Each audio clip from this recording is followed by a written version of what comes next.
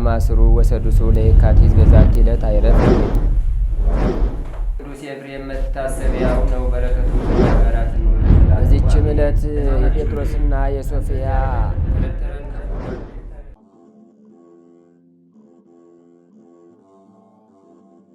እስማ ወልዶ መንፈስ ቅዱስ አሐዱ አምላክ አመስራሁ ለግንቦት በዛቲ ዕለት አይረፈ ቅዱስ ወጻድቅ ካሌብ ንጉሠ ኢትዮጵያ።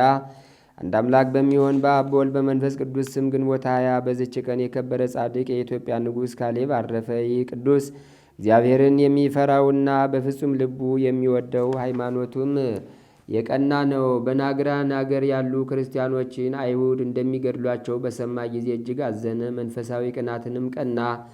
ከዚህም በኋላ ተነሳ፣ ወደ ቤተ ክርስቲያንም ገብቶ በመሰዊያው ፊት ቆመ። ዓይኖቹንም ወደ ሰማይ አቅንቶ እንዲህ ብሎ ጸለየ። ፈጣሪዬ እግዚአብሔር ሆይ የፍጥረት ሁሉ ጌታ፣ የሚታየውንና የማይታየውን የፈጠርክ መላእክት ሁሉ አይላፍ አይላፋት አንተን የሚያመሰግኑህ፣ ለአንተም የሚገዙ ዓይኖቻቸው ብዙ የሆነ ኪሩቤል፣ ክንፎቻቸው 6 የሆነ ሱራፌልም ጽኑ ክቡር ልዩ ፍጹም አሸናፊ እግዚአብሔር በቅዱሳን የሚመሰገን እያሉ ያለማቋረጥ የሚያመሰግኑ ብርሃንን እንደ ልብስ የሚጎናጸፉ የክብር ባለቤት ለሆነ ጌታችን ኢየሱስ ክርስቶስ አባቱ እግዚአብሔር ሆይ የአማልክት አምላክ የጌቶች ጌታ የጠፉ በጎችን ይመልሳቸው ዘንድ ልጅህን ይኸውም ቃልህ ነው በፈቃድህ የላከው አንተነ ተናጋሪ በግ ጌታችን ኢየሱስ ክርስቶስ ወይ ከአብ ከመንፈስ ቅዱስ ላትለይ ከሰማይ የወረድክና ስለ እኛ ከእመቤታችን ከቅድስት ድንግል ማርያም ሰው የሆን ከጨለማም ከድንቁርና ማውጥተ ወደ ብርሃን ወደ ሕይወት ወደ እውቀት የመራህን አሁንም ከሃዲ ወንጀለኛ ፊንሐስ የቤተ ክርስቲያንን ልጆች እንደ በጎች በማረድ እንደ ገደላቸው በእሳትም አቃጥሎ የወገኖችህንና የርስትህን ልጆች እንዳጠፋቸው እይ። እነሆ አብ ሆይ እኔ አመንኩብህ፣ በአንድ ልጅህም በሕያው ቅዱስ መንፈስህም በመሰዊያ ክብርም ተማጽኛለሁ። በሃይማኖትህም ጸንቻለሁ። እነሆ ስለ አምልኮትህና ስለ ምእመናን ወንድሞች ስለ ቀናው በአንድ ልጅ መስቀል ጠላቶችህን ልዋጋቸው እወጣለሁና ካለኝታዬ እንዳታሳፍረኝ። የማያውቅህም አምላካቸው ወዴት ነው እንዳይሉ ስለ በደሌና ስለ ኃጢአቴም ጸሎቴን የማትሰማ ልመናዬንም ንቀህ የምትተው ከሆነ በዚሁ ቦታ ብትገድለኝ ይሻለኛል። አቤቱ መሐሪ ቅርባይ ርኅሩኅ ርስትህ የሆነ ምእመናንም በካህዲያን ጠላቶች እጅ አሳልፈህ አትስጥ። እኛ ወገኖችህና የርስትህ መንጋዎች ስለሆን ለአንተ ምስጋና እናቀርባለን። ምስጋና ገንዘብ ነውና ለዘላለሙ። ከዚህም በኋላ ንጉሥ ካሌብ ከሀገረ መንግሥቱ ወጥቶ ሄደ። የናግራንን ሀገር ያጠፏት አይሁድን ገደላቸው። ብዙ ታምራትም አድርጎ ስላደረገለት ሁሉ እግዚአብሔርን እያመሰገነ ወደ ሀገረ መንግሥቱ በታላቅ ክብር በታላቅም ደስታ ተመለሰ። ለእግዚአብሔርም ምን ዋጋ ከፍለዋለሁ? ለጌትነቱና ፍጹም ለሆነ ገናናነቱ መባ አድርጌ ነፍሴንና ሥጋዬን ከማቀርብለት በቀር አለ። ከዚህም በኋላ ይህን ዓለም ንቆ መንግሥቱን ትቶ ወጣ። ደጋጎች መነኮሳት ወደሚኖርበት ወደ አባ ጰንጠሌዎን በተራራ ላይ ወዳለ ገዳም እስከደረሰ በእግሩ ሄደ። ወደ ዋሻ ውስጥም ገብቶ ሰውም እንዳያየው የዋሻውን በር ዘግቶ በዚያ ውስጥ ኖረ። ከዚያችም ወጥቶ ዳግመኛ ለምን እንዳያይ ማለ። ከእርሱ ጋራም ያገባው ዕቃ የለም ከምንጣፍ ከሸክላ ጽዋ ከለበሳት የምንኩስና ልብስ በቀር። ምግቡም አምባሻና ጨው የሚጠጣውም ውሃ ነው። የክብር ባለቤት ከሆነ ከእግዚአብሔር ቃል መቃብር መስኮት ላይ ይሰቅልለት ዘንድ የኢየሩሳሌሙን ኤጲስቆጶስ አባ ዮሐንስን እየለመነው ዋጋው ብዙ የሆነ የነገሰበትን ዘውድ ላከ። ወደ ዋሻውም ከገባ በኋላ ከማንም ጋር አልተነጋገረም። እግዚአብሔርንም ደስ አሰኝቶ በፍቅር አንድነት አረፈ። ለእግዚአብሔር ምስጋና ይሁን፣ እኛንም በዚህ ጻድቅ ጸሎት ይማረን፣ በረከቱም ከእኛ ጋር ትኑር ለዘላለሙ አሜን። ሰላም ለካሌብ ትምህርተ እድገታ ለብዕሉ እንተ ፈነወ አክሊሎ በጎልጎታ ይስቅሉ ዝንቱ ሀያል የተመካ በኃይሉ አመ በእዴው ሰራዊተ ሰባ ተቀትሉ ዘንበለ ያትርፍ አሐደ ምዕሉ። በዚችም ዕለት የሀገረ ቶና የከበረ አባት አሞኔዎስ አረፈ። ይህም ቅዱስ ጎልማሳ ሆኖ ሳለ አባ እንጦንዮስን ወደ ምንኩስና ሲጠራው ራእይን አየ። በነቃም ጊዜ ተነስቶ ወዲያውኑ ወደ አባ ኤስድሮስ ሄደ። ከእርሱም አስኬማ ለብሶ አያገለግለውም እያገለግለውም በእርሱ ዘንድ ኖረ። ከዚህ በኋላም ወደ ደብረ ቶና ተመልሶ ለራሱ በዓትን ሠራ። በታላቅ ገድልም ተጠምዶ በቀንም በሌሊትም ተጋደለ። ሰይጣንም በእርሱ ላይ ቀንቶ በሴት መነኩሴት አምሳል ወደ እርሱ መጣ። የበዓቱን ደጃፍ በአንኳኳ ጊዜ ከፈተለትና ገባ። ቅዱሱም ተነስተን እንጸልይ አለው። ያን ጊዜ ተንኰሉን ገለጠ። መልኩም እንደ እሳት ላቦት ሆነ። ቅዱሱንም እኔ ታላቅ ጦርነት አመጣብሃለሁ አለው።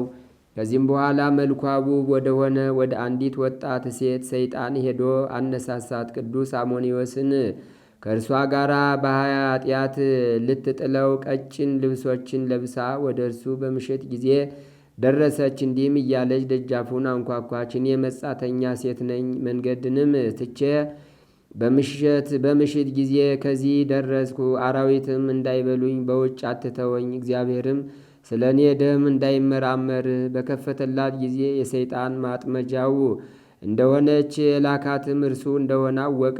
በአምላካውያት መጻሕፍት ቃልም ገሰጻት። ለኃጥኣን ስለተዘጋጀ የሲኦል እሳትም አስገነዘባት። ሁለተኛም ለጻድቃን ስለተዘጋጀ ፍጹም ተድላ ደስታ ነገራት። ያን ጊዜም የሚላትን ታስተውለው ዘንድ እግዚአብሔር ልቧን ከፈተላት። መልካሙንም ልብስ በላይዋ አውጥታ ጣለች። ከእግሮቹ በታችም ሰገደች። ነፍሷንም ያድን ዘንድ በማልቀስ ለመነችው። የጠጉር ልብስም አለበሳት። ራሷንም ተላጭታ በገድል ሁሉ በብዙ ትሩፋትም ተጠመደች። በቀንም በሌሊትም 12 ጊዜ የምትጸልይ ሆናለችና በየ2ና በየ3 ቀንም ትጾማለች። ሰይጣንም ባፈረ ጊዜ በመነኩሴ ተመስሎ በእያንዳንዱ ገዳም ሁሉ በመግባት እያለቀሰና እያዘነ እንዲህ አላቸው።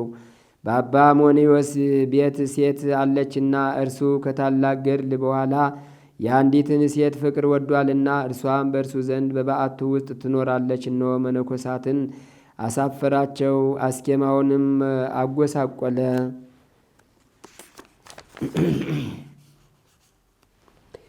የመላእክት አምሳል የሆነ የጻድቁ አባ እብሎ ያን ጊዜ ተነሳ። አባ ዮሴፍና አባ ቡሂንም ከእርሱ ጋር ወሰዳቸው። ወደ ቅዱስ አሞኒዮስ ገዳም ደብረ ቶና ደረሱ። ደጃፉንም ባንኳኩ ጊዜ ያቺ ሴት ወደ እሳቸው ወጣች። እርስ በርሳቸውም ያ መነኩሴ ነገረን እውነት ነው ተባባሉ። የከበረ አሞኒዮስም ሳድዥ ብሎ ስም አውጥቶላታል። ይህም የዋሂት ማለት ነው። ገብተውም ጸሎት አድርገው የእግዚአብሔርንም ገናናነት እየተነጋገሩ እስከ ምሽት ተቀመጡ። አባ አሞኒዮስም አምባሻ እየጋገረችልን ነውና ተነሱ ሳጂዝን እንያት አላቸው። በገቡም ጊዜ በሚነድ የእሳት ምድጃ ውስጥ ቁማ እጆቿም ወደ ሰማይ ተዘርግተው ስትጸልይ ያገኟት። አይተውም ስለዚህ ድንቅ ሥራ እጅግ አደነቁ። የተመሰገነ እግዚአብሔርንም አመሰገኑት። ከዚህም በኋላ አቅርባላቸው በሉ። በዚያችም ሌሊት መልአክ ስለ አባ አሞኒዮስና ስለዛ ሳድዥ ገድላቸውን ለአባ እብሎ ነገረው። ወደዚህም ዛሬ ያደረሳችሁ እግዚአብሔር ነው። የሳድዥን እረፍት እንድታዩ አላቸው። 3 ሰዓትም በሆነ ጊዜ የሚያስጨንቅ የሆድ ዝማ ታመመች። በእግዚአብሔርም ፊት አንዲት ስግደትን ሰገደችና በዚያው ነፍሷን ሰጠች። መልካም አገናነዝም ገንዘው ቀበሯት። አባ አሞኒዮስም ትሩፋቷን ሊነግራቸው ጀመረ። እርሷ በእርሱ ዘንድ 18 ዓመት ስትኖር ከቶ ፊቷን ቀና እንዳላደረገች እርሱም ደግሞ ፊቷን እንዳላያት ምግባቸውን አምባሻና ጨው እንደሆነ ከጥቂት ቀን በኋላም አባ አሞኒዮስ አረፈ። ለእግዚአብሔርም ምስጋና ይሁን፣ እኛንም በቅዱሳኑ ጸሎት ይማረን፣ በረከታቸውም ከእኛ ጋር ለዘላለሙ ትኑር አሜን። ሰላም ለከ መስተጽእነ ብሩህ ደመና መንገለ ፈቀድ ከፍና እስመረፈቀ ህቡረ ምስለ ሐዋርያት ደወዜና አህበተ ሰርአ ማኤድ ውሃበተ ደለ ወመና ብፁዕ አንተ አሞኒ ዘቶና ሰላም ለረዳይተ አሞኒዮስ ሳድዥ ዝ ብሂል የዋህት ግዕዝ በውረታቲያ አዳም ወበምግባራ ሐዋዝ የወየት ቀዊማ ዘመጥልል ውሂዝ ማይከለ ውኡይ ወርሱን ማህበዝ በዚህች ዕለት የቅዱስ አሞኒ ረድ አባ ዳርማ አረፈ። ከአባ ሄሮዳና ከአባ ዘካርያስ ጋር በሰማዕትነት ለሞቱትም መታሰቢያቸው ነው። በረከታቸውም ትድረሰን ለዘላለሙ አሜን። ሰላም ለወር ለአሞኒ ዘተጸምደ መጠነ መዋኤል 40 ድረ ነበረ ስጉደ ማርያም ድንግል አስተርአየቶ ገሃደ ነጽር እንዘ ትብሎ ወልደ አሃደ ወበቅድሜው አይላፈ ነገደ ሰላም ለአባ ዳርማ ብእሲ ግሁስ እንዘ ይቀውሙ አውዶ ሰማዕታተ ክርስቶስ ለክብረ ሞቱ ዘኮነ በዘፈረ ልብስ ደምፀ አውታሪሁ ለመሰንቆ ዳዊት ንጉሥ በእዝነ አሞኒ ነበረ እስከ ዮም ሰላስ። በዚችም ቀን ከአባቶች መምህራን 16ኛ የሆነ በደብረ ሊባኖስ በምኔት ሆኖ የተሾመ የከበረ አባት አባ ዘትረ ወንጌል አረፈ። ይህም ቅዱስ ከታናሽነቱ ጀምሮ እንደ መላእክት ንጽሕናን የለበሰ ትሕትናን፣ ቅንነትን የሚወድ ነበር። የምንኩስናንም ልብስ ከለበሰ በኋላ መልካም ገድልን ተጋደለ። በክርስቶስ መንጋ ላይም ጠባቂ ሆኖ ተሾመ። ከዚያም በኋላ በበጎ እርጅና አረፈ። ለእግዚአብሔር ምስጋና ይሁን፣ በረከቱም ከእኛ ጋር ለዘላለሙ ትኑር አሜን። አንድ አምላክ በሚሆን በአብ በወልድ በመንፈስ ቅዱስ ስም ግንቦት 21 በዚህች ዕለት አምላክን የወለደች እመቤታችን ቅድስት ድንግል ማርያም በደብረ ምጥማቅ በስሟ በተሰራች ቤተ ክርስቲያን ጉልላት ላይ በብርሃን መርከብ ተቀምጣ ፊቷ በግልጥ ስለመታየቱ ክርስቲያን ወገኖች ሁሉም ታላቅ በዓልን ያደርጋሉ። በዚችም ዕለት የከበረ አባት አባ መርትያኖስ አረፈ።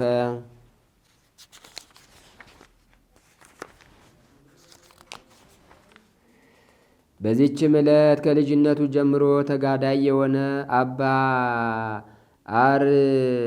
አርሶርያዊ አረፈ። ዛቅረብኩ ማይሌታ ዘኪርያ ይላፈም ለተጸምዱ ከዘልፈ ለላ አነብብ ተወከብ ዘንዴቴ መጽሐፈን ተረሰይ ከግዚኦ ጸሪቀ መበለት ውኩፈ ምላ ውላን ዘተርፈ ነቢያት ቅዱሳን ሐዋርያት ሰባክያን ሰማዕት ወጻድቃን ወመላእክት ጓን ደናግል አድኅዩ መነኮሳት የራን ባርኩ ባርኮ ጉባኤ ዛቲ መካን እስከ አረጋዊ ሊቅ ወንዑስ ሕፃን ለዘጸሐፎ በክርታስ ወለዛ ጻፎን ዘይደርስ ወለዛ አንበቦ ለዘተርጎሞ በልሳን አዲስ ወለዘሰማ ቃሎ በዝነ መንፈስ በጸሎተሙ ማርያም አራቂተ ኩሉም ባይ ስቡረ የማሐረነ ኢየሱስ ክርስቶስ።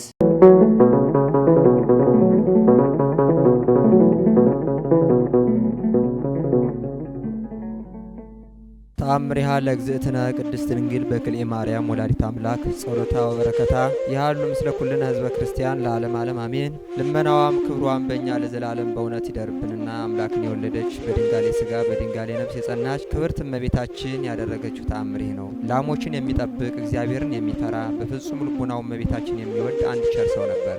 ያገለግላትም በቦታውም ሁሉ በፊቷ ይቆም ነበር። በመሄዱና በመመለሱ በመቀመጡና በመነሳቱ ሁሉ በመዓልትም በሌሊትም ሁልጊዜ የመልአኩን ሰላምታ አያቋርጥም ነበር። በእመቤታችን በዓል ቀን በዚች ሌሊት በረአድና ጽኑ ጥቅል ነፋስ ተነሳ።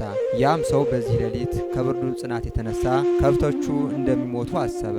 እያዘነና እየተከዘም ከግንቡ ወጣ። ሰማይን አይቶ እግዚአብሔርን ለመነው። እመቤታችን ይቅርታን ገንዘብሽ የሚሆን እመቤቴ ሆይ ይቅርታሽን ከኒ ከብቶች አታርቂ አላት። ነገሩን በጨረሰ ጊዜ በምድር ላይ ወድቆ ሰገደና ያን ጊዜ በፍጹም ጸጥታ ያ ሰው ይህን ድንቅ ነገር ተአምር ባየ ጊዜ የተመሰገነ እግዚአብሔርን አመሰገነው። የይቅርታ እናት የመንፈስ ቅዱስ ማደሪያ በድንጋሌ ሥጋ በድንጋሌ ነፍስ የጸናች ክብርት እመቤታችንም ማርያምሃ የምትባል ማርያም እመቤታችንም አመሰገናት። ከዚያም በኋላ እመቤታችን ተገልጣ ይህን ያህል ልትደክም ለምን ትወዳለህ? እኔስ ከዚህ ዓለም ድካም አርፈ ከኔ ጋር ትኖር ዘንድ ልወስድህ ወዳለሁ አለችው። እመቤቴ ሆይ እስከ መቼ ድረስ ትወስጂኛለሽ አላት። እስከ 7 ቀን ነው አለችው። ወደሚኖርበትም ሂደህ አለቃውን ከድካምህ ያሳርፍ ዘንድ ከዛፍ በታች የተናገረች ያ እመቤቴ እንዲህ አለች ብለህ ንገረው አለችው። ያ ሰው ወደ ገዳም ሄደና መነኮሳት አይተው ስለምን መጣህ? እንስሳትህስ እንደምን ተውካቸው አሉት። ከመምህሩ ዘንድ ነገር አለኝ አላቸው። ከመምህር ዘንድ ምን ትሻለህ? ልትነግረስ ከወደድ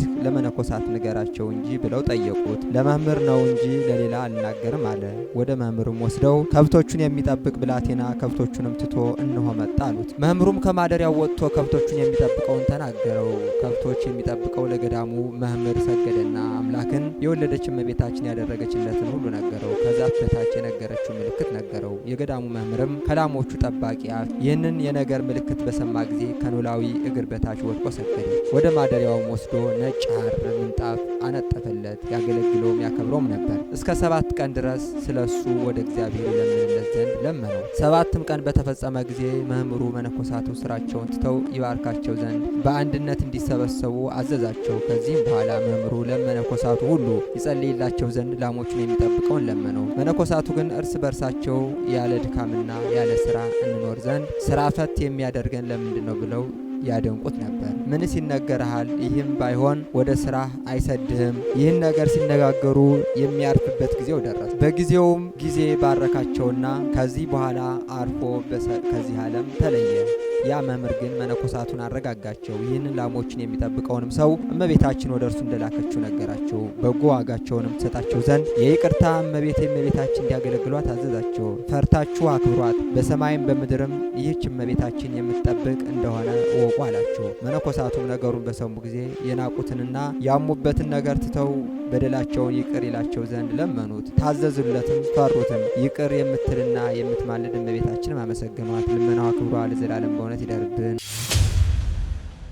አሁን የተጠጋችሁት የተደገፋችሁት ስልጣናችሁን ከሆነ ዝናችሁን ከሆነ ቤተሰባችሁን ከሆነ ተነሱ፣ በንጉሱ ክንድ ላይ ተደገፉ። ራቡን እንችላለን፣ ሰይፉን እንችላለን፣ ጦርነቱን እንችለዋለን ወይ ወዳጆች? ወንድምን በወንድም ላይ በክፋት ይቀሰቅሳል። በእምነታችን ላይ የተነሳሳውን ሰይጣን፣ በሀገራችን ላይ የተነሳሳውን ሰይጣን መድኃኔ ዓለም ይስበር። ሰይጣን የ7500 ዓመት የክፋት የተንኮል የውጊያ ልምድ አለ። እግዚአብሔርን ሳይዙ ዛሬ ሰዎች በትልቅ ቤት ውስጥ ትንሽ ኑሮ ይኖራሉ። የሰው ቁንጮ እየነጨን የሰው ጎፈሬ ስናበጥር የምንውል። በስመ አብ ወወልድ ወመንፈስ ቅዱስ አሃዱ አምላክ አሜን። እስቲ በስመ አብ በሉ። እሺ፣ በደንብ ድምጻችሁን ከፍ እያደረጋችሁ መቃባ ከኒልማ ከናፉራ ቁልቁሎ ዋቃቶኩ አሜን። በአብ ስም በወልድ ስም በመንፈስ ቅዱስ ስም አንድ አምላክ እናምናለን።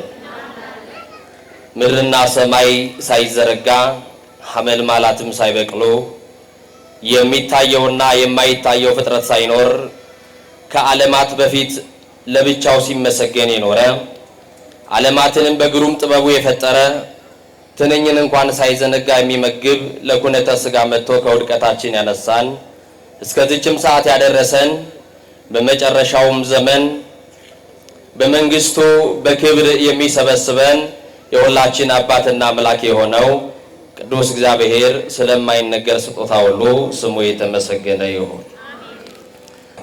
እግዚአብሔር ቢፈቅድ የምንነጋገርበት የትምህርታችን ርዕስ የሚሆነው በአንደኛ ዜና መዋዕል ምዕራፍ 21 ቁጥር 13 ላይ ያለውን ኃይለ ቃል መነሻ በማድረግ ይሆናል። ምሕረቱ ብዙ ነውና በእግዚአብሔር እጅ ላይ ልውደቅ ይላል። ከኔ ጋር በሉ እስቲ ምሕረቱ ብዙ ነውና በሉ። ብዙ ሰው ነው ያለው። ከፍ አድርጉ። ባለ ብዙ ምሕረት የሆነው እግዚአብሔርን ጥሩ። ምሕረቱ ብዙ ነውና በማን እጅ ላይ ልውደቅ? በሰው እጅ ግን አልወድቅም አለ ቅዱስ ዳዊት። ይሄንን ቃል የተናገረው የእስራኤል ሁለተኛ ንጉሥ የሆነው እንደ ልቤ የተባለው ክቡር ዳዊት የተናገረው ቃል ነው። ዳዊት ኃጢአቱን በእግዚአብሔር ፊት ለፊት ማመንን ያውቃል። በእግዚአብሔር ፊት ለፊት ራሱን እያካሰሰ አንተን ብቻ በደልኩ በፊትም ክፉ ሥራ ሰራው ብሎ ራሱን በእግዚአብሔር ፊት ለፊት በትሕትና የጣለ ደግሞ እግዚአብሔር እንደ ልቤ ሲለው ከእረኝነት ከተጠናቀበት ስፍራ እግዚአብሔር ሲያከብረው ዳዊት ግን በእግዚአብሔር ፊት ለፊት እኔ ሰው አይደለሁም አንሰ ጽዋ ኮሰብ ምኑን ባበሰብ እኔ ሰው አይደለሁም ማለት ትሁት እኔ ሰው አይደለሁም ትልኝ። አሁን እንዲህ የሚል ሰው ታገኛላችሁ ወዳጆቼ? ራሱን የሚያዋርድ ሰው ታገኛላችሁ ወይ? ራሱን የሚክብ ካልሆነ በስተቀር ዝናውን የሚናገር ዕውቀቱን የሚገልጽ ሰው ካልሆነ በስተቀር በጭንቅ ነው። ቅዱስ ዳዊት ግን አቲቶሬስ ስለነበረው ትሕትና የአንገት መሰበር ሳይሆን የልብ መሰበር ስለሆነ በእግዚአብሔር ፊት ለፊት ራሱን አዋረደ። ቅዱስ ዳዊት ያውቅበታል። ጠላት ሲበረታበት ቅዱስ ዳዊት ዳኛ ነው፣ ፈራጅ ነው፣ ንጉሥ ነው። ነገር ግን ወደ ተሻለው ወደ ንጉሱ ከተማ ወደ እግዚአብሔር አዳራሽ ወደ ላይ ያንጋጥጣል። እግዚኦ ሚበዙን ለይሳቂውን አቤቱ የሚያስጨንቁኝ ምንኛ በዙ። ብዙሃን ቆሙ ላይ ብዙ ሰዎች ተነስተውብኛል። መኖሬን የማይፈልጉ ሰዎች እኔ ከቆፈርኩልህ ጉድጓድ አንተ ካልገባ የሚሉ የሚፎክሩብኝ ሰዎች በስተዋል። መርዝ የሚበጠብጡልን ሰዎች በስተዋል። ጉድጓድ የሚቆፍሩልን ሰዎች በስተዋል። ዛሬን አንተ ካለፍክ ብለው የሚቀጣጠሩ የሞታችንን ቀጠሮ የሚቀጥሩልን ሰዎች በስተዋል። ብዙሃን ይቤልዋ ለነፍሴ እያድነክ አምላክኪ ብዙ ሰዎች እኔ ከመወረውረው ጦር አንተ ካመለጥ ነፍስ አምላክህም አያድንህም እያሉ ይሉኛል። አንተስ ምስካዬ አንተ አለ። አንተ ግን በሉላችሁ መጠጊያዬ ነህ በሉት። አሁን የተጠጋችሁ ስልጣናችሁን ከሆነ አሁን የተጠጋችሁት ደና የምትሉትን ቤተሰባችሁን ከሆነ አሁን የተጠጋችሁት የተደገፋችሁት ስልጣናችሁን ከሆነ ዝናችሁን ከሆነ ቤተሰባችሁን ከሆነ ተነሱ፣ በንጉሱ ክንድ ላይ ተደገፉ። በእግዚአብሔር ትከሻ ላይ በእግዚአብሔር ክንድ ላይ ያለ ብቻ ያርፋል። ባለ ብዙ ምሕረት የሆነው ማብቻ ስለሆነ ምሕረቱ ብዙ ነውና በእግዚአብሔር እጅ ላይ ልውደቅ ያለው ቅዱስ ዳዊት በአንደኛ ዜና ምዕራፍ 21 ቁጥር 1 ላይ እንዲህ ብሎ ይጀምራል። ሰይጣን በእስራኤል ላይ ተነሳሳ ይላል። ማን የተነሳሳው? በአንድነታችን ላይ የተነሳሳውን ሰይጣን እግዚአብሔር ይስበርልን። በአብሮነታችን ላይ የተነሳሳውን ሰይጣን እግዚአብሔር ይስበርልን። በእምነታችን ላይ የተነሳሳውን ሰይጣን፣ በሀገራችን ላይ የተነሳሳውን ሰይጣን መድኃኔ ዓለም ይስበርልን። ወዳጆቼ ሰይጣን በእስራኤል ላይ ተነሳሳ። ወዳጆቼ እሱ አይነሳ፣ እንቅልፍ የለውም። እሱ አይነሳ። በጽድቅ የቆሙትን ለክፋት ያሰለጥናል ሲነሳ። አንዳንድ ጊዜ ሰዎች እንዲህ ይላሉ፣ ሰይጣን የት አባቱን የድንግል ልጅ ምን አቅም ኖሮት እኔ ጋር የሚደርስ ይላሉ። በሙሉ ልባቸው አይደል፣ በሙሉ አንደበታችን እንደዛ አይደል የምንለው። ወዳጄ ሰይጣን የ7500 ዓመት የክፋት የተንኮል የውጊያ ልምድ አለው። የስንት ሺህ ዓመት አለ? አንተ 30 እና 40 ዓመት የ5 ዓመት የስግደትና የቅድስና የመልካም ነገር እንኳን ልምድ የለህም። እሱ ግን ለጥፋት ስንት ሺህ ዓመት ልምድ አለው አልኳችሁ? የ7000 ዓመት።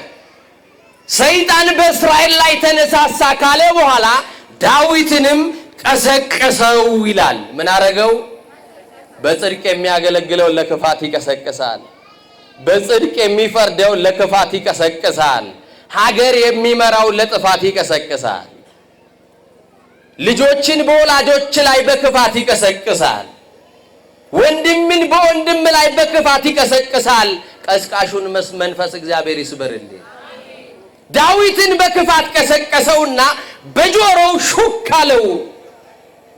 ይገርመኛል። እኔ ለስም አጠራሩ ክብር ምስጋና ይግባውና ጌታችን አምላካችን መድኃኒታችን ኢየሱስ ክርስቶስ ደቀ መዛሙርቱ በደከሙ ሰዓት መንፈሳዊ ዝለት ባገኛቸው ሰዓት ላይ ሰይጣን ሊፈትናቸው ቀርቦ ነበር። እነሱ ግን ተኝተው ነበረ።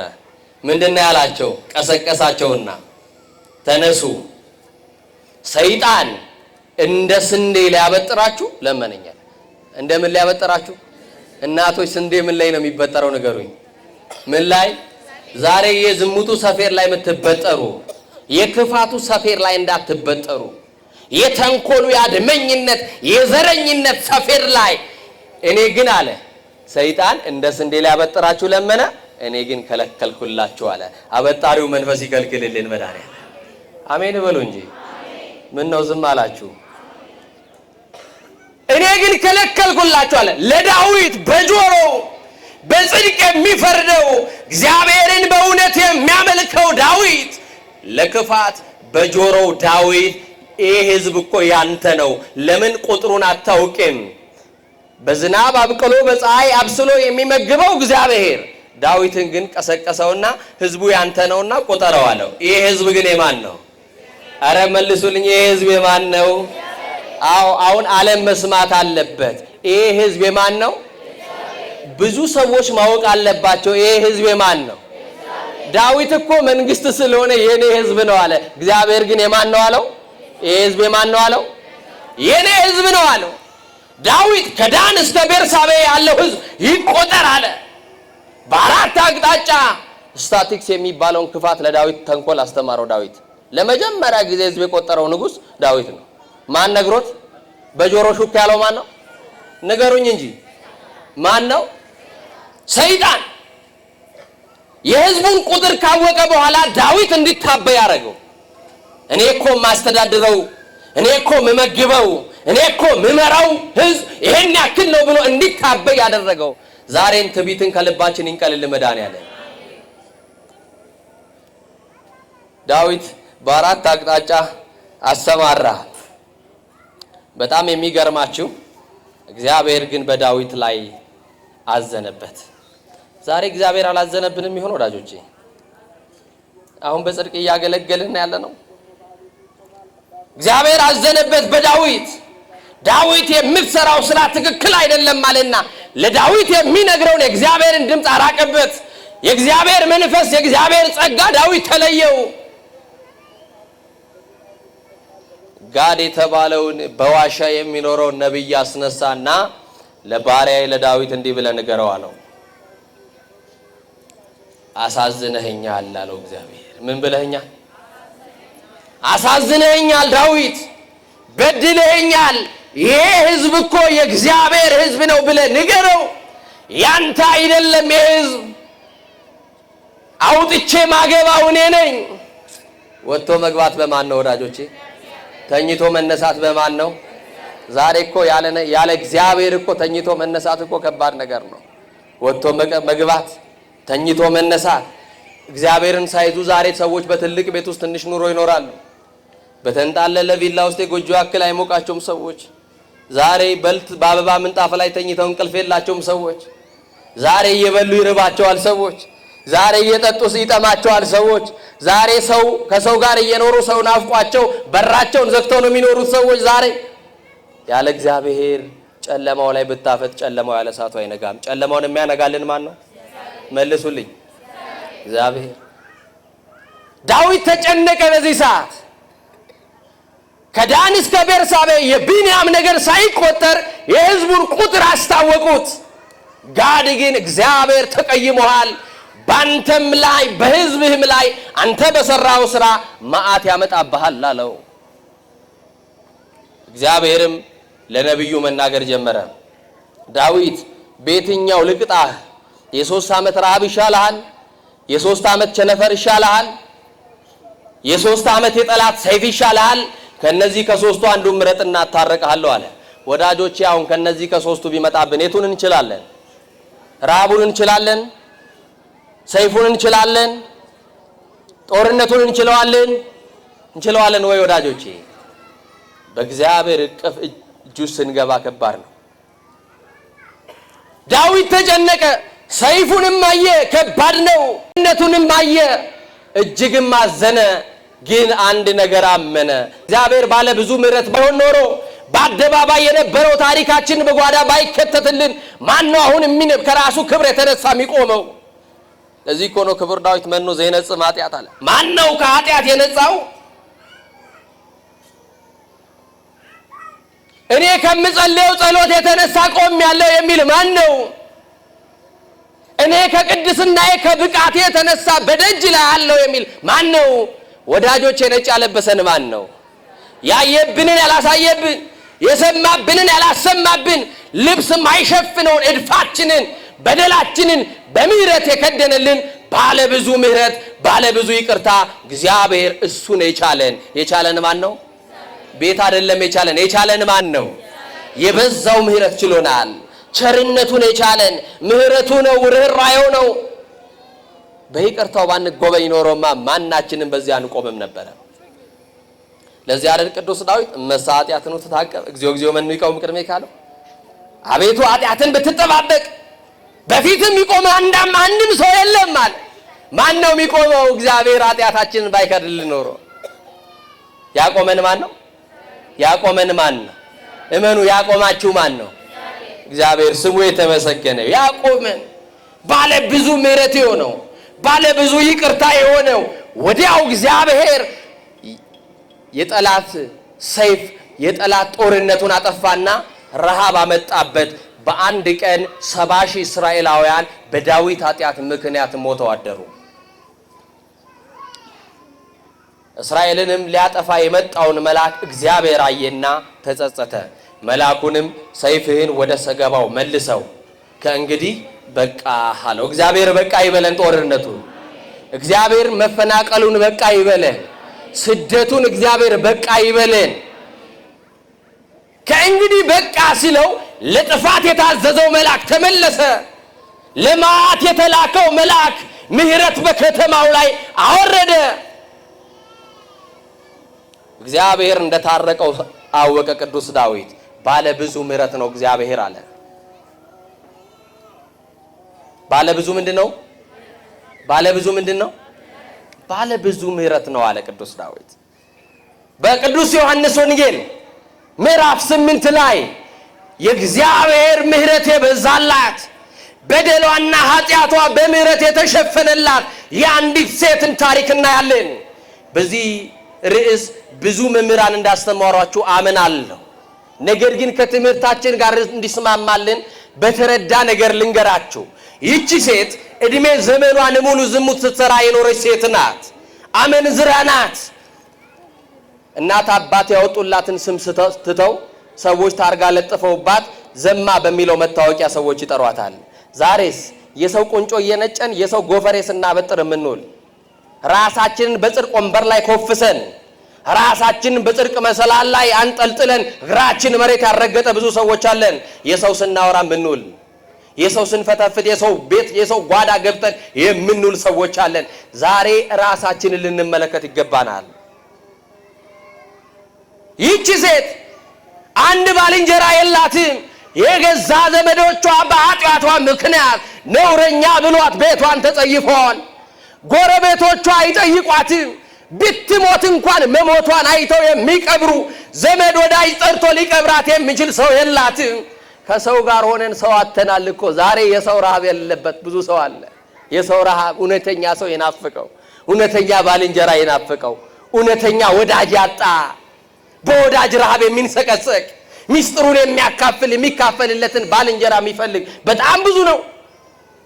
ከሰው መካከል ተፈጥራ በሯን ዘግታ ቀን ቀን ታለቅሳለች። ገበያ ብትወጣ የሰው ምላስ አጥንት የለው ግን አጥንት ይሰብራል። አንቺ ዘማ፣ አንቺ ነውረኛ፣ አንቺ ኃጢአተኛ ስለሚሏት ስድቧን እየፈራች በሯን ዘግታ ቢርባት እንኳን በሯን አትከፍትም። ቢርባት አንጀቷ ታጥፎ ትውላለች። እያነባች ከለቅሶ ብዛት የተነሳ ፊቷ በማዲያት ተጠብሶ ሌላ ከለር አውጥታለች። ግን እንጀራዋ ነውና አመሻሽ ላይ በሯን የሚያንኳኩ ብዙ ተረኛ ኃጢአተኞች ይሰለፋሉ። ቀን ቀን ሲያሟት የሚውሉ፣ ቀን ቀን ሲሰድቧት የሚውሉ፣ ቀን ቀን ስለሷ ሲያወሩ የሚውሉ፣ ሲመሽ ግን በሯን ያንኳኳሉ። ዛሬ ሲርብ ወዳጅ አለ ወይ? እንጀራ የሚገዛልህ አለ ወይ? ዳቦ የሚገዛልህ አለ ወይ? በታመምክ ሰዓት መድኃኒት የሚገዛልህ ሰው አለ ወይ? ወዳጆቼ ንገሩኝ። ቀን ቀን እኮ ወዳጅ የለም። ቀን ቀን ወዳጅ አለ? ቀን ወዳጅ የለም። ቢርብ እንጀራ የሚገዛልህ፣ ሲመሽ ግን ድራፍት የሚጋብዝ ጓደኛ አታጣም። የምትወድቅበትን የሚያቀብልን አታውቅም። አታጣም ወዳጆቼ። ይገርመኛል። ቀን የሰደባት ሁሉ ማታ ይፈልጋታል። እሷን የሚፈልጋት ሰው ለኃጢአት ስለሆነ ሲመሽ ኃጢአትን ለመሸፈን በሰው ላይ ኃጢአትን ጋር ክርስትና ማለት ለኃጢአት ሞቶ ለጽድቅ መኖር ነው። እውነትን መስክሮ ለእውነት መኖር ነው። ከቤተልሔም ተነስቶ ቀራንዮ መድረስ ነው። ወዳጆች እግዚአብሔር ከሁላችን ጋር ነው። የሚለው ነገር እየገባችሁ ነው?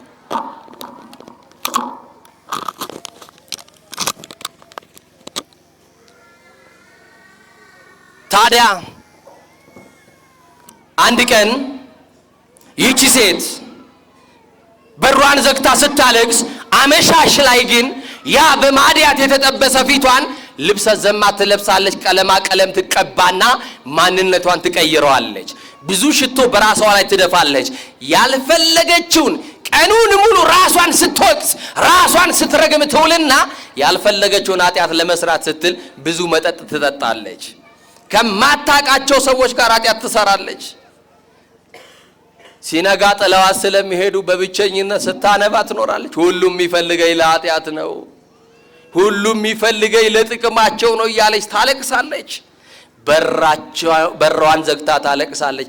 ዛሬ መጋረጃ የተጋረደበት ስንት አለ። ቅስሙ ተሰብሮ ከሰው መካከል ተፈጥሮ መጋረጃ የተጋረደበት ጓዳ በር የተዘጋበት ብዙ ጀግና እኮ አለ በየጓዳው። ወዳጆቼ ዘግታ ታለቅሳለች። ኃጢአት ስትሰራ ስለምትውል ግን ትወቅሳለች ራሷን። ጌታ ሆይ በቃ በለኝ ትላለች። ሞትም ቢሆን ለኔ እረፍት ነው፣ በቃ በለኝ ጌታ ሆይ ከዚህ አስከፊ ሕይወት ትላለች። አንድ ቀን ግን ቀኑን እያለቀሰች መደቧ ላይ ተኝታ ያለ በሯ በኃይል ተንኳኳ። የገዛ የራሷ ጆሮዋን ማመን አልቻለችም። የኔን ቤትማ ማን ያንኳኳል? ማጠያቂ ያለኝ የሚፈልጉኝ ሲመሽ ነው። የኔ ቤትማ በር በቀን አይንኳኳም ብላ ዝም አለች። አሁንም በኃይል መንኳኳት ጀመረ። አሁንም ይንኳኳል። የኔ ቤት ከሆነ ብላ እየተጠራጠረች በሯን ስትከፍት አንድ ሰው አይደለም፣ ሁለት ሰው አይደለም፣ ሶስት ሰው አይደለም፣ ብዙ ሰዎች ያውም ድንጋይ በእጃቸው የጨበጡ ሰዎች ቆመዋል። ሁሉንም በአጽንኦት አየቻቸው፣ ታውቃቸዋለች። በልዩ ልዩ ጊዜ ከእሷ ጋር ኃጢአት የሰሩ ናቸው። ብዙ ባለስልጣኖች አሉ፣ ሁሉም ኃጢአት የሰሩ ናቸው። ግን ምን አሏት? አንቺ ነውረኛ፣ አንቺ ዘማ፣ መንደሩን በኃጢአት ያስጠራሽ፣ አካባቢያችን በአንቺ የተነሳ የተሰደበ፣ ከዛሬ በኋላ ፍርድ ታገኛለሽ። አንዳንድ ጊዜ ለካ መኖራችን ሁሉ አይፈለግም። በመንደር ውስጥ ይድፋው ብለው የሚሳሉ ሰዎች ሊበዙ ይችላሉ። ወጥመድ ሊያዘጋጁልን እንቅፋት ሊያስቀምጡብህ ይችላሉ። ጉድጓዱን የደፈነልን ግን ማን ነው? የመርዙን ብልቃጥ የደፋልን ማን ነው? ጠላት ያስቀምጠውን እንቅፋት ከመንገድ ከህይወት ምዕራፍ ላይ ያነሳልን ማን ነው? ሥላሴ ባይኖር እኮ እንደ ጠላት ብዙ ቀን እየተገደልን ነበር። ዝም አለች፣ አንድም ነገር አልተናገረችም። ግን ከዓይኖቿ እንባ ይፈስ ነበረ። ጌታ ሆይ በቃኝ ብያን ነበረ፣ ዛሬ አድርግልኛ፣ በሞት ልለይ ይሄንን ማስከፍ ህይወት። በሬን ዘግቼ ተሳቀቄ ከምኖር ይሄማ ኑሮ አይደለም ለኔ። ድንጋዩ ይገባኛል፣ ሞት ሲያንስብኝ ነው ይገባኛል አለች። ራሷን በቃ ተስፋ ቆረጠች። የመጨረሻሽ ነው። ዓለም ብዙዎችን ተስፋ አስቆረጣ። የመጨረሻህ ነው ሲል በምሽታችሁ ላይ ምሽት የሌለበት እውነተኛው ንጋት ክርስቶስ ደርሶላችኋል። እውነተኛው የፀሐይ ብርሃን፣ ምሽት የሌለበት ብርሃን። እንባዋን እያረገፈች የሚናገሯትን ትሰማለች። ከሊቅ እስከ ደቂቅ አንቺ ኃጢአተኛ በይ ነይ ውጪ አሏት። በሯን እስክትዘጋ እንኳን እድል አልሰጧትም። ተመልሰሽ ማትገቢበት ቤት ልትሞቺ ነው፣ ምን ያደርግልሻል? ተመልሰሽ አትገቢበት፣ ቤትሽም ክፍት ይሁን፣ ነይ ውጪ አሏት። እየገፉ እያዳፉ ፖሊስ ጣቢያ አይደለም የወሰዷት፣ ፍርድ ቤት አይደለም የወሰዷት፣ ባለ ብዙ ምሕረት ወደ ሆነው ወደ መድኃኔ ዓለም ጋር አደረሷት። ክብር ለመድኃኔ ዓለም ይሁን። መሐሪው ጋር፣ ይቅር ባዩ ጋር፣ ከባት ያበሳ መድኃኔ ዓለም ጋር። ጓዳ ሸፋኝ እኮ ነው መድኃኔ ዓለም። ገመና ከታች እኮ ነው መድኃኔ ዓለም። ለካ መገፋትም ክብር አለው። ገፍተው መድኃኔ ዓለም ጋር አደረሷት። መሐሪው ጋር አደረሷት። ይቅር ባዩ ጋር አደረሷት። ባለ ብዙ ምሕረት ጋር አደረሷት። እያነባች አንገቷን ሰብራ በመድኃኔ ዓለም ፊት ለፊት ቆመች። እነሱም ከሳሾች እንዲህ ብለው መክሰስ ጀመሩ። መምህር ሆይ ይህች ሴት ኃጢአት ስትሰራ ተገኝታለች። ሙሴ ደግሞ በሕጋችን ዝሙት ሲሰራ የተገኘ በድንጋይ ተወግሮ ይገደል የሚል ምን ሰጥቶናል? ትእዛዝ በሉ ውስጥ ትእዛዝ ሰጥቶናል። እኛ መሞት አለባት ብለናል። አንተ ስለሷ ምን ትላለህ አሉት። ክርስቶስን ምክንያት ፈልገው ሊከሱት ይፈልጉ ነበረ። ዝም አለ ክርስቶስ። ሁሉን አዳመጠ። ጠላት በሁከት ሲከሳት እሱ በዝምታ ሊምራት ወደደ። ክርስቶስ ዝም ሲል ማይሰራ እንዳይመስላችሁ ወዳጆቼ። መድኃኔ ዓለም ዝም አለኝ እንዳትሉ። በዝምታ ውስጥ የሚሰራው ብዙ ጥበብ አለ። በዝምታ ውስጥ የሰውን ሰላም ይመልሳል ክርስቶስ። የደፈረሰው ሰላሟን ሊመልስላት ዝም ብሎ መስራት ጀመረ። ክርስቶስ ዝም አለ። ከሳሾች ተናግረው ሲጨርሱ አንድ መመሪያ ክርስቶስ አስተላለፈ። ከናንተ መካከል ኃጢአት ያልሰራ ንጹህ ነኝ ብሎ የሚያምን ቀድሞ በድንጋይ ውገራት ብሎ ትእዛዝ ሰጠ። መድኃኒዓለም አለ ከነሱ መካከል ንጹህ አለ ወይ? አለ ወይ? የለም። ከናንተ መካከል ንጹህ የሆነ ኃጢአት አልሰራውም የሚል ይግደላት ይውገራት ፈቅጃለሁ አለ። ወደ ምድር መድኃኒዓለም ይሄን ተናገረና ጎንበስ አለ ይላል። ማጎንበስ የነበረባት እሷ ናት እሱ ነው? መልሱልኝ። ማን ነው ኃጢአት የሰራው? እሷን በምሕረት ቀና ሊያረጋት፣ እሱ ግን ጎንበስ አለላት መድኃኒዓለም። ቸር አባት ባለ ብዙ ምሕረት የሆነው መድኃኒዓለም ጎንበስ አለ። በጣቱ ወደ ምድር መጻፍ ጀመረ ይላል ዮሐንስ ወንጌል ምዕራፍ 8 ቁጥር 1 ጀምራል። በጣቱ ወደ ምን መጻፍ ጀመረ? ምድሪቱን ኪቦርድ፣ ጣቱን መጻፊያ፣ የነሱን ግንባር ስክሪን አረገና ልክ እንደ ኮምፒውተር ክሊክ እያረገ ምድሪቱን አንድ ፋይል መበርበር ጀመረ። ይችላል አይችልም? ይችላል አይችልም? የኃጢአታቸው ፋይል የተያዘው በማን እጅ ነው? በማን እጅ ነው? እያንዳንዳችን ተሸፍኖልናል። ሥላሴ ቢገልጥ ኖሮ የሚቆም ሰው የለም።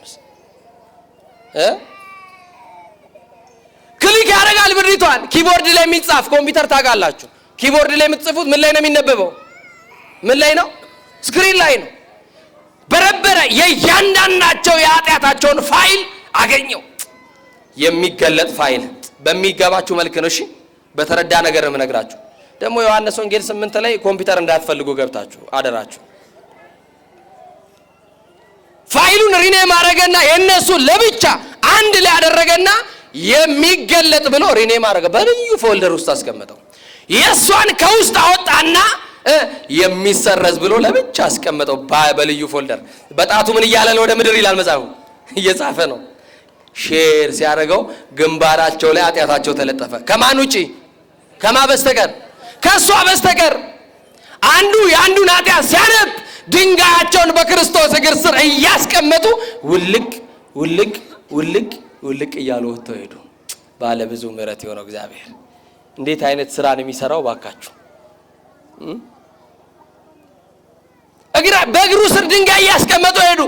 መጽሐፉን ሳይጨርስ የሷ ኃጢአት አለ አይደል? አሁን ምን የሚል ብያቸዋለሁ? ያ ፋይል ምን የሚል ነው? የሚገለጥ የሚሰረዝ በሉ እንጂ የሚሰረዝ። ልክ የሷ ጋራ ሲደርስ ፎርማት አደረገው፣ ሰረዘው። ቀና ብሎ አያትና ምን አላት? አንቺ ሴት ኃጢአትሽ ተሰረዘች። ምን አላት? ይቅር ተብሏል፣ ተሰርዟል። ደግመሽ ኃጢአት አትስሪ፣ እኔ አልፈርድብሽም አላት። ምን አልልብሽም? በሰላም አለና ከሷ አለፈና ዘግታ የምታለቅስበትን ጨለማ የወረሰውን ጎጆዋን ተመለከተ። ዛሬ ቤታችንን መድኃኒዓለም ይልህን፣ ደም እንባ የምናለቅስበትን፣ ሌሊት መኝታችንን በእንባ የምናረጥብበትን ያንን የለቅሶ ጎጆዋችንን ሥላሴ ይልህን። ቤቷን አየላት።